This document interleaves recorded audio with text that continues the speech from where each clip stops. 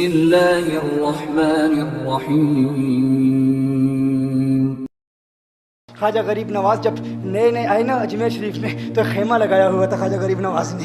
خیمے میں خواجہ غریب نواز عصر سے لے کر مغرب کے وقت تک روتے رہتے تھے۔ ایک نوجوان اجمیر سے باہر گیا ہوا تھا پڑھنے کے لیے، کچھ عرصے کے بعد واپس آیا اور اس خیمے کے قریب سے گزر ہوا اور گزرا تو رونے کی آواز آئی۔ فوراً دیکھتا ہے کہ خواجہ غریب نواز رو رہے ہیں، ابھی غیر مسلم ہے، اسلام قبول نہیں کیا۔ فوراً گھر جاتا ہے، ماں سے پوچھتا ہے ماں یہ مسلمانوں کا گرو کیوں روتا ہے، مسلمانوں کا بابا کیوں روتا ہے؟ میں ہر روز گزرتا ہوں، عصر سے مغرب کے مابین جو وقت ہے یہ روتا ہے۔ ماں نے کہا جاؤ اس سے پوچھ لو کیوں روتا ہے۔ وہ نوجوان خواجہ غریب نواز کے خیمے کے اندر آیا، کہا بابا میں ہر روز یہاں سے گزرتا ہوں، آپ کے رونے کی آواز آتی ہے، بتائیے آپ کیوں روتے ہیں؟ کہا جاننا چاہتے ہو میں کیوں روتا ہوں؟ میں نے ایک مدت اپنے مرشد کے ساتھ گزاری ہے، مرشد کی خدمت میں گزاری ہے، مجھے اپنے پیر کی یاد رلاتی ہے، پیر کی یاد رلاتی ہے، میں عصر سے مغرب کے وقت تک اپنے مرشد کی یاد میں روتا رہتا ہوں۔ اس نوجوان نے کہا اچھا میں نے تو سنا تھا کہ انسان کو جب درد ہوتا ہے، تکلیف ہوتی ہے تو تکلیف انسان کو رلاتی ہے، آپ کو تو محبت ہے، یہ محبت میں بھی انسان کو رونا آتا ہے؟ کہا ہاں ہاں ہے نوجوان، انسان محبت میں بھی روتا ہے۔ کہا تو پھر مجھے بھی رونا ہے، میں بھی رونا چاہتا ہوں، مجھے بھی رونا سکھا دیجئے۔ کہا تو رونا چاہتا ہے؟ رونا چاہتا ہوں۔ کہا ٹھیک ہے، دو شرطیں ہیں، مسلمان ہو جا اور میرا مرید ہو جا۔ کہا میں ماں سے اجازت طلب کروں گا۔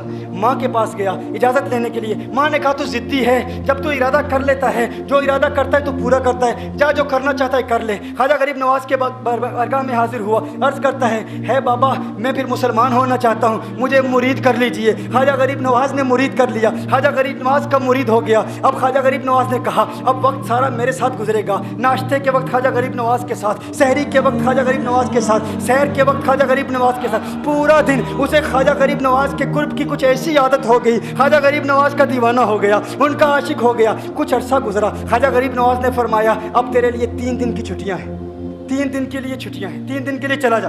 اس نے کہا مسئلہ ہی کوئی نہیں، ایشو ہی نہیں، پرابلم ہی نہیں، ٹھیک ہے 3 دن کے لیے چلا جاتا ہوں۔ اب جب 3 دن کے لیے گھر گیا، کہا 3 دن کے لیے تو اب مجھ سے ملاقات نہیں کر سکتا، مجھ سے ملنے کی اجازت نہیں ہے۔ اس نے کہا ٹھیک ہے نہیں ملوں گا۔ گھر گیا، پہلے دن جب گھر گیا یہ وہ نوجوان تھا جو 3 روٹیاں کھایا کرتا تھا، آج ایک لقمہ بھی نہیں کھا پایا، ایک لقمہ بھی نہیں کھا پایا۔ اسے کچھ ہو گیا، کہہ رہے مجھے کچھ ویکیوم سا محسوس ہو رہا ہے، کچھ دل میں کمی سی محسوس ہو رہی ہے۔ یوں وقت گزرتا گیا، رات کا وقت آیا، آنکھ نہ لگی، سو نہ پایا، مکان کی چھت پر چلا گیا۔ ماں نے دیکھا بیٹا چھت پر کیوں چلا گیا؟ ماں چھت پر جاتی ہے، بیٹے کیا ہوا؟ کہا پتہ نہیں ماں میں تو فوراً سو جاتا تھا، آج نیند بھی نہیں آ رہی، آج کھانا بھی نہیں کھا پاتا۔ ماں تو چلی جا۔ ماں چلی جاتی ہے۔ یوں جب سحری کا وقت ہوتا ہے اس کی آنکھوں سے اشکوں کی برسات جاری ہوتی ہے، اس کی آنکھوں سے اشکوں کی برسات جاری ہوتی ہے، وہ رو رہا ہے، اس پر رکت تاری ہے۔ ماں آتی ہے، بیٹے کیا ہوا؟ کہا ماں مجھے پیار ہو گیا ہے، ماں مجھے محبت ہو گئی ہے، ماں مجھے عشق ہو گیا ہے، جا غریب نواز کے پاس، کہا مجھے بلا لو، اب یہ جدائی برداشت نہیں ہوتی، اب مرشد کی جدائی برداشت نہیں ہوتی۔ ماں فوراً خواجہ غریب نواز کی بارگاہ میں حاضر ہوتی ہے، کہا میں نہیں جانتی ہے مسلمانوں کے بابا تو نے میرے بیٹے کو کیا دے دیا، تمہارا تعلق نہیں سمجھ پاتی، تمہارا رشتہ نہیں سمجھ پاتی، لیکن وہ تو رو رہا ہے، کہتا ہے واپس بلا لو۔ خواجہ غریب نواز نے کہا نہیں ابھی وقت نہیں ہے، میں اپنی زبان میں کہتا ہوں۔ گویا کہ خواجہ غریب نواز نے کہا ہوگا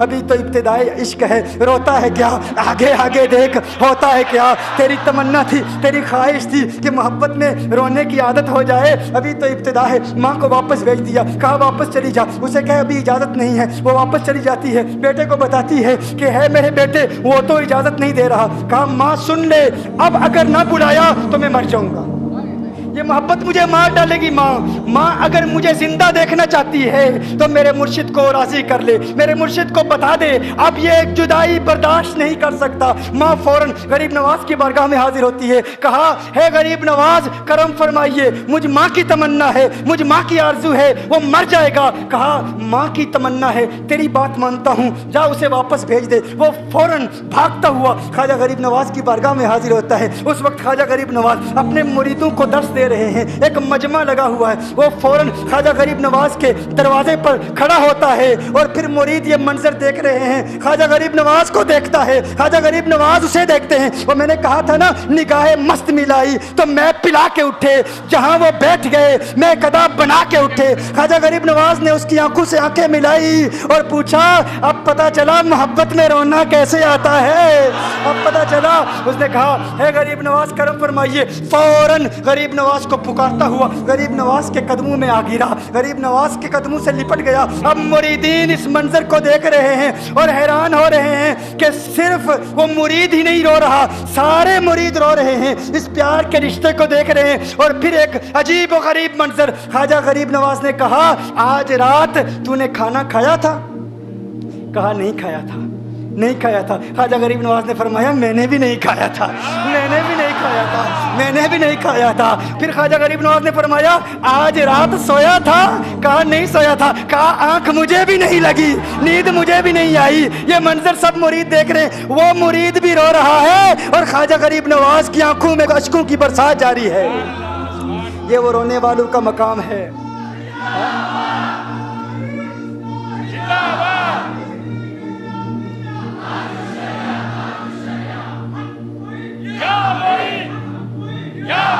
یہ ڈسکشن ہو رہی ہے پیر اور مرید کی، اور پھر یہ آنسو باتیں کر رہے ہیں۔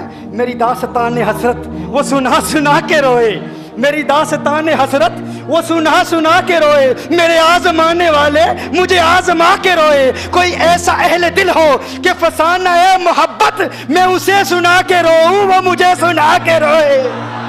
میں اسے یہ رونے اور ہم رونے پہ آ جائیں تو دریا ہی بہا دیں۔ یہ چشتیوں کا رونا ہے، ہم رونے پہ آ جائیں تو دریا ہی بہا دیں۔ شبنم کی طرح ہمیں رونا نہیں آتا۔